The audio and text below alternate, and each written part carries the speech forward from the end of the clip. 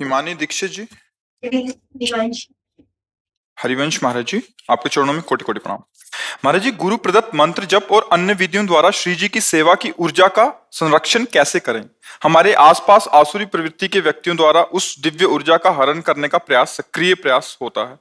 कभी कभी सफल भी हो जाते हैं। ऐसे में हम अपने जप की ऊर्जा की सुरक्षा कैसे करें? पहली बात तो भावना बदलिए। हमारा बाह्य कोई भी कुछ भी परमार्थ में विघ्न नहीं है। हमारी परमार्थ की संपत्ति का कोई अपहरण कर ले, ऐसा कोई पैदा ही नहीं हुआ है। कोई विकार ही ऐसा नहीं। क्यों?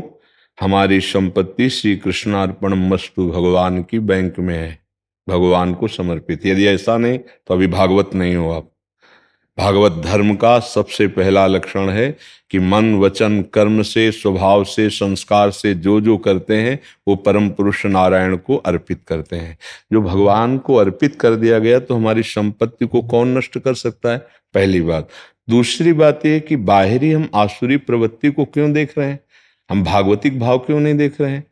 जड़ चेतन गुण दोष में विश्व कीन करतार, संत हंस गुण गाय पे परिहरि वारि विकार। जैसे दूध और पानी को मिला के रख दो तो हंस दूध पी लेगा, पानी छोड़ देगा। ऐसे ही भागवतिक पुरुष जो होते हैं वो दूसरे को दोषों का न दर्शन करते हैं न चिंतन करते हैं, उनमें भगवत भावना करते हैं, उनके सद्गुणों को स्वीकार कर लेते हैं। तो हमारे अंदर बाहरी लोगों का प्रभाव क्यों पड़े?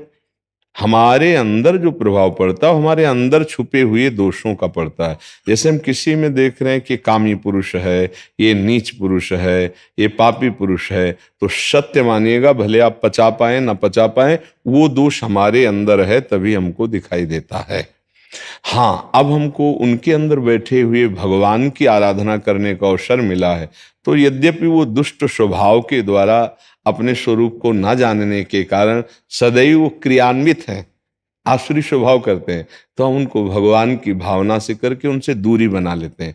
जाके संग कुमति मति उपजय, करत भजन में भंग, तरयो रे मन हरि विमुखन को संग। दूर से जाके प्रिय न राम वैदेही, तजिए ताहि कोटि बैरिशम, यद्यपि परम शने ही। अंदर से तो हमारी आध्यात्मिक शक्ति को कौन खींच सकता है?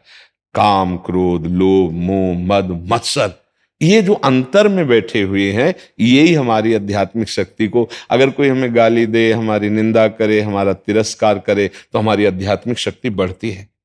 इस बात को ध्यान रखना। जब हमारा कोई सम्मान करता है, जब कोई हमारी बड़ाई करता है, तब हमारी आध्यात्मिक शक्ति क्षीण होती है। तो आसुरी प्रवृत्ति वाले तो हमारी संपत्ति को बढ़ाते हैं, कभी नष्ट ही नहीं कर सकते। किसका प्रश्न है?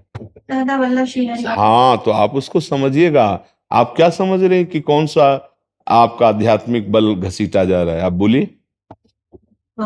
ऐसा महसूस होता है कि जब हम एक आपके दिव्य अनुभूतियों की तरफ हम जाते हैं, तो उस समय ऐसा लगता है कि जो आसपास के लोग होते हैं, मन मन, आसपास के लोग नहीं, मन मन, हमारे अपने परिवार के नहीं ना, मन, सिर्फ एक शब्द सुनो, मन। जी मन मन मन को अगर प्रभु में लगा दिया तो घसीट कौन रहा है?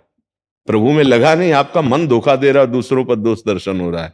अगर मन प्रभु में लग जाए तो किसी भी स्थिति में, कहीं भी, कोई भी परिस्थिति हमारे अंदर प्रभाव नहीं डाल सकती। पक्का समझ लो। जो रहीम उत्तम प्रकृति का कर सकत कुसंग, चंदन विष व्यापत नहीं, लपटे रहत भुजंग। उत्तम प्रकृति सत्संग, सद भगवान, अगर नाम जब चल रहा है तो कोई भी कुसंग आपके ऊपर प्रभाव नहीं डालेगा। नाम जब आप छोड़कर कुसंग का संग करेंगे तो आप खुद गलती कर रहे हैं। आप भगवान के दिव्य नाम में, प्रभु की दिव्य लीलाओं में, प्रभु के रूप में, प्रभु की सेवा में मगन रहे। कौन परेशान कर रहा है? हम कह रहे सब गाली बकने लगे, हम अंदर राधा राधा राधा राधा। कौन हमारा पतन कर सकता है? तभी पहला शब्द था, ऐसा कोई पैदा ही नहीं हुआ। सीम की चाप सके को तासु, बड़ रखवार रमापति जासु। भगवान के दास के दासत्व की शक्ति छीन ले, ऐसा कोई हमारी गलती होगी। हम काम में आकर्षित होंगे, क्रोध में आकर्षित होंगे, मोह में आकर्षित, तो हमारी, हमें कोई नहीं। क्रोध दिलाने की चेष्टा कर, हम क्रोध ही नहीं करेंगे। राधा राधा राधा राधा राधा, ऐसा नहीं। परिवार के जनों में भगवत भावना शुरू करो, तब आगे समाज में भगवत भावना होगी। भक्ति की कोई दिव्य शक्ति छीन नहीं सकता, उसकी दिव्य भावनाएं उसकी शक्ति हैं। सब में वही मेरा प्रीतम है। अब चाहे तुम गाली दो, चाहे हाथ जोड़ो, चाहे आप पीटो, हम मानेंगे यही कि आप मेरे प्रभु हो, पक्का। अब क्या बिगड़ने वाला है? जित देखो तित श्याम में। गलती हमारी, कमजोरी हमारी, चूंकि आप वैष्णव इसलिए ऐसा उत्तर दे रहे हैं। आप सावधान होइए। परदोष दर्शन, परदोष चिंतन, पर निंदा, ये साधक के लिए बहुत हानिकारक है, परमार्थ में आगे नहीं बढ़ने देगी। महापुरुषों की बातें हैं।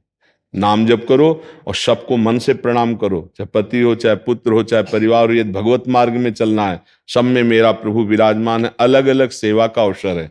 पति को पत्नी के धर्म से, पुत्र को माँ के धर्म से, हम सबका धर्म से यथोचित पालन करेंगे, लेकिन सब में अपने प्रभु को देखेंगे। दोष और गुण संपूर्ण सृष्टि में है। शुद्ध स्वर्ण का आभूषण बन ही नहीं सकता, उसमें मिलावट की जाती है। ऐसे ही माया की मिलावट से ये रचना है, और इसी रचना में हम आसक्त हैं, इसीलिए हम दोषी हैं। हम अपने भाव को सुधारें, देहात्म भाव को कम करें, तो आपको दिखाई देगा सिय राम मैं सब जग जानी, करूं प्रणाम जोरी जुग पानी। कौन बचा कौन? वासुदेवाश्वरमित स महात्मा सुदुर्लभा। महात्मा एक पदवी है, स्थिति है।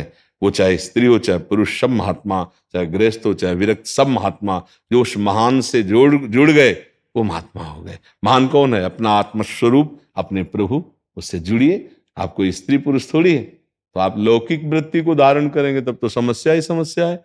भागवतिक वृत्ति को धारण करेंगे, हर समस्या का समाधान, हर समस्या का समाधान अपने से है, दूसरे से नहीं।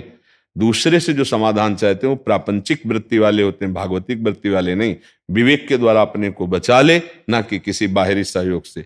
स्थान परिवर्तन क्या आपके साधना में उन्नति दे सकता है? जहां जाओगे वहां पड़ोस में ही भगवान ऐसा विधान रच देंगे जो विमुख वृत्ति पैदा करेगा, तो कहां तक भागोगे? जहां हो वहीं भजन करके दिखाओ। भगवान ने जो परिस्थिति दी है वो भजन की कसौटी है। आप उस समय भजन करके अपने आप को निकाल लीजिए। राधा राधा राधा। देखो, इस मार्ग में झुक के चला जाता है। तृणादपि सुनीचेन, सबसे नीच अपने को समझे तो निकल जाएगा। थोड़ा भी गुणाभिमान हुआ तो माया चेकिंग कर लेगी, फंसा लेगी। ये पक्का समझ लो।